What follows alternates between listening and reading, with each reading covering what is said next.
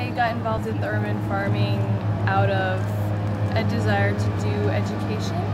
And urban farming is a really interesting way of teaching people about the environment, about land, and about issues of environmental justice.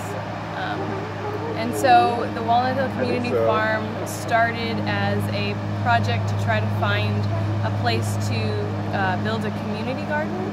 And then in looking around for resources, we got the City Harvest Growers Alliance grant from the Pennsylvania Horticultural Society, and that is a grant for 3 years for in-kind donations of supplies, resources, and support to do an entrepreneurial food farm project.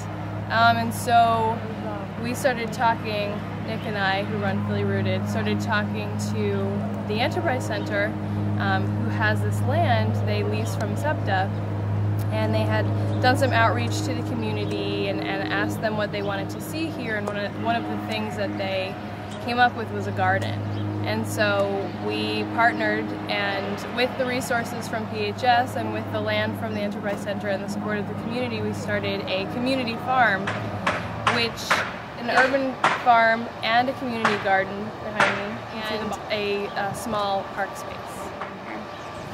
Right now, in the spring season, we have beets, carrots, radishes, onions, Swiss chard, and garlic from last fall, and all these perennial herbs. We have a growers cooperative that farms, plus a support system of amazing volunteers, plus people from the Enterprise Center who come out, and plus volunteers from just the general community.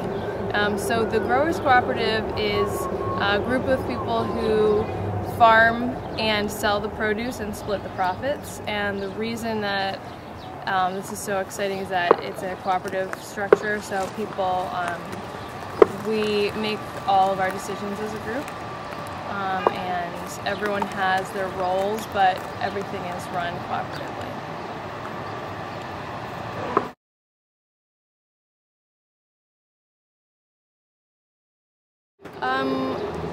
Well, basically what we had was this shed with a couple rain barrels taking rain from the top of the shed, and it doesn't have very much space, and the water didn't go very far before it ran out.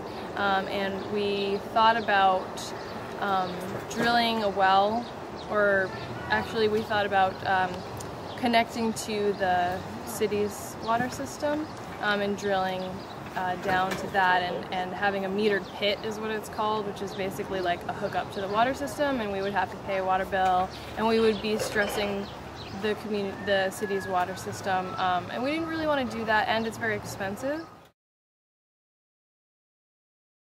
You see where this 1,100-gallon cistern sits? A pipe has been redirected out of SEPTA's main water system drain, with shutoff valves and everything that would need to make it safe. It goes into this 1,100-gallon cistern. There's actually a backflow into the wall, so if anything kind of flows too much and it starts to overflow, it'll go back into the main storm system, so we won't have a flood on our hands. We also have a backflow preventer at the bottom.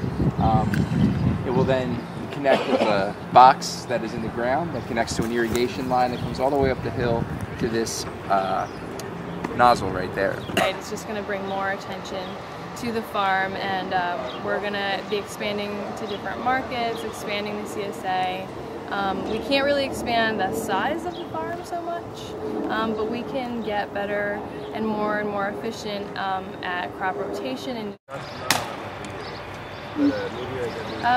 Well, we're putting in a hoop house as we speak right now, which is a season extender, so we're going to be able to grow food all year round in there.